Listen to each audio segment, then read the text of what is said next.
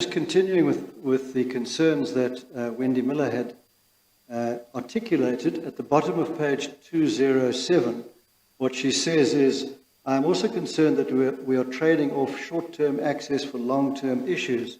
If these individuals are so well connected with the current president and his administration, by association with them, Bain too will become associated with this faction. And as will certainly be the case when he and his associates fall out of favour, Bain will also fall out of favour, or even worse.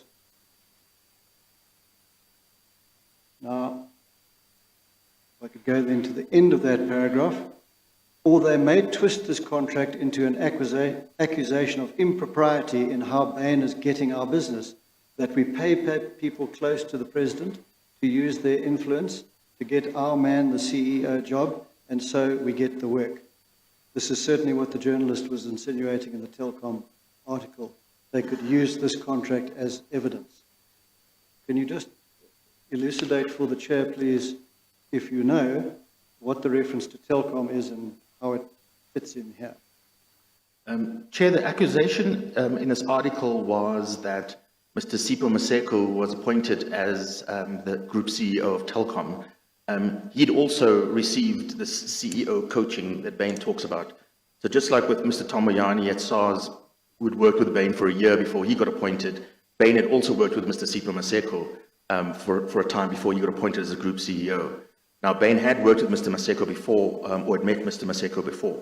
But certainly in his preparation for his new role at Telkom, he worked with Bain. But Bain and Mr. Maseko had also been to meetings with President Zuma. And so there was an argument that, an allegation that there was some impropriety there. So what was going on, that Bain works with Maseko, Bain and Maseko go and see the president, Bain, Maseko and Mabuza, who ends up being the chairman of Telkom later, together go and see the president, and then later on Maseko was appointed as the CEO. So there was an article sort of mentioning all of these as questions.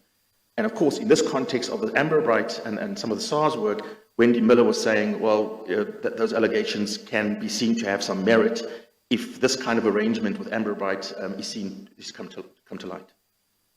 Continuing with Wendy's email, at the bottom of page 208, it appears here that Mr. Moyane is addressing her concern at the fee rate. And what is said in the last paragraph is this: in your second mail, you raised the point that US $100K as a retainer and a maximum of 300K is not immaterial and higher than other advisory roles. I've read many of those contracts. You need to take into account that A, the role is different and the workload is much higher. Brackets, as an example, help us organize a 40th birthday dinner with the 3 business associations and the president. And then he continues. That would appear to be Mr. Moyane's justification for the high fee. Is that how you read it? That's correct, Chair. And part of what he's saying is this is no ordinary advisor role. So while we might hire Athol as an advisor to give us some specific technical advice, these 2 gentlemen we are hiring because he could organize parties with President Zuma. And so it justifies paying this higher fee.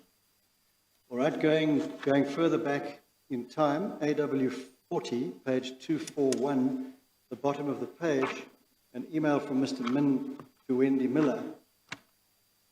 And this is also in relation to the Amber Bright contract. In paragraph 3 on page 242, this is what you said he was the head of legal worldwide. That's correct, Global Chair. This is what he says. So here's my main question.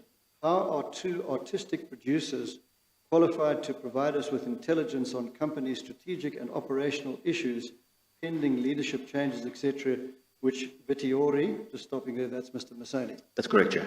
Claims is the purpose of the arrangement.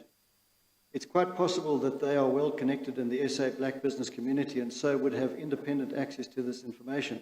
But again, it just seems disingenuous for Vitiori to not acknowledge in any way that we hope these guys will use their connections with President Zuma to influence executive selection decisions. We might still decide collectively that this is what it takes to develop business in SA. Others play this game too, and so we're willing to proceed with them. But but I think we should have a fully informed decision. And I just feel that Victoria is not giving us the full picture.